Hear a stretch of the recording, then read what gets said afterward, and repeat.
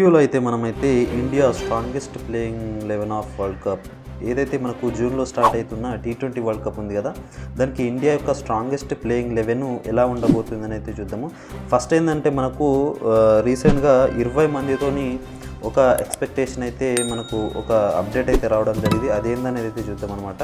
First అయితే batters కనుక మనం చూసుకున్నట్లయితే 7 బ్యాటర్స్ని పిక్ చేయడం జరిగింది. ఇక్కడ మనం చూసుకున్నట్లయితే రోహిత్ శర్మ, యశస్వి జైస్వాల్, ఆ తర్వాత విరాట్ కోహ్లీ, శుభ్మన్ గిల్, సూర్యకుమార్ యాదవ్, రింకు సింగ్, శివం దుబే, ఇట్లా మనకు 7 బ్యాటర్స్ అయితే మనకు ఇక్కడ పర్ఫెక్ట్ అయితే సెలెక్ట్ చేయడం జరిగింది. ఇక నెక్స్ట్ మనము 3 వికెట్స్ కీపర్ కనుక చూసుకున్నట్లయితే రిషబ్ పంత్, సంజు శాంసన్, ఆ తర్వాత కేఎల్ రాహుల్, ఈ 3 వికెట్ కీపర్కి అయితే సెలెక్ట్ అయితే చేయడం జరిగింది. నెక్స్ట్ వచ్చేసి ఆల్రౌండర్స్ కనుక మనం చూసుకున్నట్లయితే హార్దిక్ పాండ్యా, రవీంద్ర జడేజా, అక్షర్ పటేల్ 3 ఆల్రౌండర్గా అయితే తీసుకోవడం జరిగింది. నెక్స్ట్ స్పిన్నర్ల విషయాన్ని కనుక మనం చూసుకున్నట్లయితే కుల్దీప్ యాదవ్, యుజవేంద్ర చహల్, అలాగే రవి బిష్ణోయ్ 3 స్పిన్నర్లుగా తీసుకోవడం జరిగింది. నెక్స్ట్ ఫేస్ బౌలర్ కనుక మనం చూసుకున్నట్లయితే బుమ్రాతో పాటు హర్షదీప్ సింగ్, మహమ్మద్ సిరాజ్, ఆవేష్ ఖాన్ 4 పేస్ బౌలర్ని అయితే తీసుకోవడం జరిగింది. అయితే ఈ 20 మంది నుంచి మనము స్ట్రాంగెస్ట్ ప్లేయింగ్ 11 అయితే ఇప్పుడైతే తయారు చేద్దాం. ఈ వీడియోని ఖచ్చితంగా చివరి వరకు చూడండి. నచ్చితే ఒక లైక్ చేయండి, ఛానల్ని సబ్స్క్రైబ్ అయితే చేసుకోండి. ఫస్ట్ ఓపెనర్గా మనం చూసుకున్నట్లయితే రోహిత్ శర్మతో పాటు యశస్వి జైస్వాల్ వచ్చే అవకాశాలు చాలా ఎక్కువగా కనబడుతున్నాయి అన్నమాట. అయితే గతంలో ఒక పోస్ట్ అయితే వైరల్ కావడం జరిగింది, రోహిత్ శర్మతో పాటు విరాట్ కోహ్లీ ఓపెనింగ్ చేసే అవకాశాలు అని చెప్పేసి. కానీ నాకైతే అలా అనిపించడం లేదన్నమాట. ఎందుకంటే మనం ఇక్కడ చూసుకున్నట్లయితే ఇద్దరు పెద్ద ప్లేయర్స్ ఓపెనింగ్ అయితే వికెట్స్ పడిపోతే మళ్ళీ ఆ ప్రెషర్కు తట్టుకుని ఆడగలిగే ప్లేయర్స్ లేకపోవడంని గమనించి 1 డౌన్ వస్తేనే బాగుంటుంది నా యొక్క ఉద్దేశం అనమాట. సో రోహిత్ శర్మతో పాటు యశస్వి జైస్వాల్ వస్తే రైట్ లెఫ్ట్ కాంబినేషన్ కూడా బాగుంటుంది కాబట్టి ఓపెనర్స్గా వీళ్ళనే పెట్టడం జరిగింది. ఇక 1 డౌన్లో మనము అనమాట విరాట్ కోహ్లీ. ఇక 4వ ప్లేస్లో చూసుకున్నట్లయితే T20 స్పెషలిస్ట్ సూర్య భౌ. ఇక 5వ ప్లేస్లో చూసుకున్నట్లయితే మనము ఇక్కడ మనము శివం దుబేనైతే పెట్టడం జరిగింది. ఎందుకంటే మనం మిడిల్ ఆర్డర్లో కనుక చూసుకున్నట్లయితే స్పిన్నర్లను మంచి హిట్టింగ్ చేయగలిగే సత్తా ఉన్న శివం దుబే మనం ఇక్కడ పెడతా ఉన్నాం అనమాట.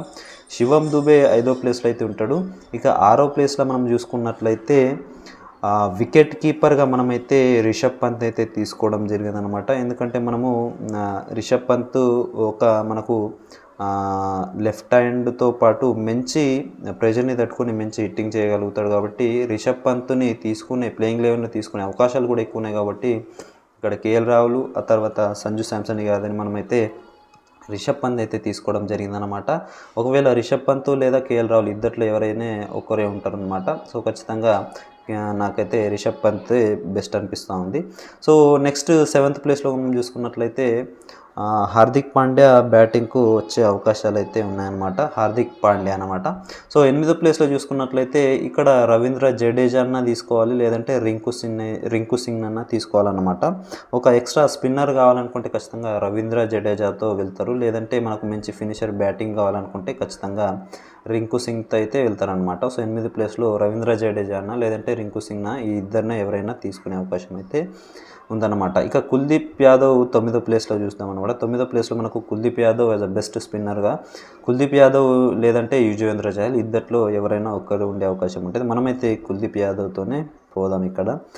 ఇక 10వ ప్లేస్లో చూసుకున్నట్లయితే జస్ప్రీత్ బుమ్రా ఉంటాడు. ఇక 11వ ప్లేస్లో చూసుకున్నట్లయితే హర్షదీప్ సింగ్ని అయితే మనమైతే తీసుకోవడం జరుగుతుందన్నమాట. ఎందుకంటే మనకు మియాబాయ్ వచ్చేసి అంత ఫామ్లో అయితే లేడనమాట. సిరాజ్ వచ్చేసి ఫామ్ని అయితే కోల్పోతా ఉన్నాడు. చాలా వర్క్ ప్రెజర్ అని చెప్తా ఉన్నారు, కానీ ఇక్కడ మనకు ఆర్సీబీ నుంచి అయితే పెద్దగా ఎఫెక్టివ్గా అయితే మనకు వికెట్ టేకింగ్ కానీ రన్స్ భారీగా సమర్పించుకుంటా ఉన్నారు. కాబట్టి మనం ఇక్కడ హర్షదీప్ సింగ్ని అయితే పెట్టడం జరిగింది. సో హర్షదీప్ లేదా మనకు సిరాజ్ ఇద్దట్లో ఎవరైనా ఒకరు తీసుకునే అవకాశం ఉంది. కానీ మనమైతే ఇక్కడ హర్షదీప్ సింగ్ని తీసుకోవడం జరుగుతుంది. ఎందుకంటే మనకు లెఫ్ట్ హ్యాండ్ బౌలర్ కాబట్టి కొద్దిగా బ్యాటర్స్ పైన ఎఫెక్ట్ ఎక్కువ పడే అవకాశం అయితే ఉంటుందన్నమాట. సో ఇదైతే మనము ప్లేయింగ్ 11 అయితే చెప్పడం జరిగింది.